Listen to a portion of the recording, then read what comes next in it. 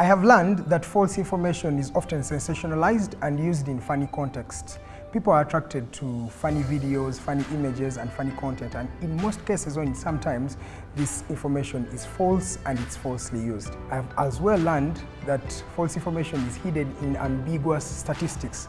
For example, we fact-checked a claim that most MPs in Uganda's parliament come from the Western region, and we debunked this because it was false.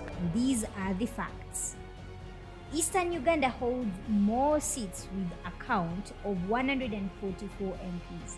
These represent a total of 101 constituencies, 40 districts, and 3 special interest group representatives, 1 for the youth, the elderly, and other representing persons with disabilities. We also fact-checked a claim by Robert Kyagulanyi Ssentamu, the NUP president, that each Ugandan now owes 2 million Uganda shillings. This was slightly exaggerated too.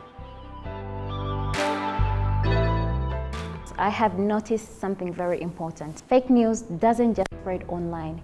A lot of misinformation stays offline too, and this affects how people make their decisions regarding their health, democratic participation, economic processes, and also social relations, just like the information we see online.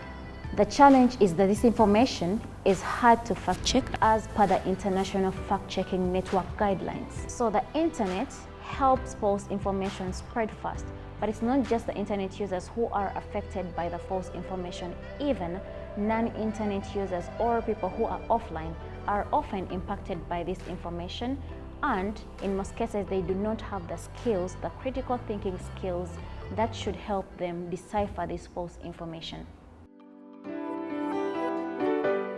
As fact checkers, we only need to partially rely on experts.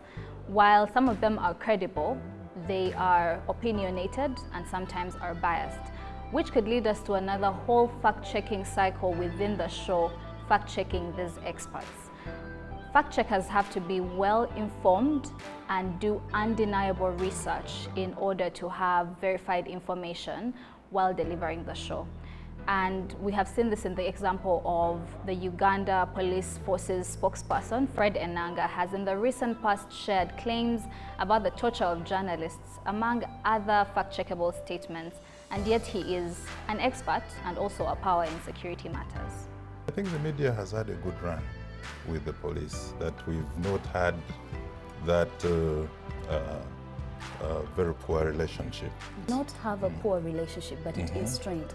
We have seen journalists still being brutalized while covering the people power protests, and now the most recent, the Makerere University protests. So when you say that we've had a good run, it's a bit questionable.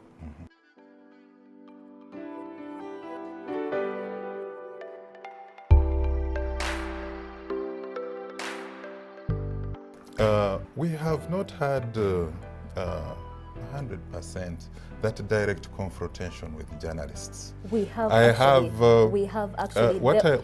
was a time during the course of the week the strike started. The incident that I do remember was stopping the journalists from covering the story. I've come to realize that there is an abundance of misinformation on the internet. However, it is challenging to identify a specific claim to debunk due to limited research on certain topics in Africa. This lack of information can make it difficult to provide a conclusive verdict on the accuracy of the claim.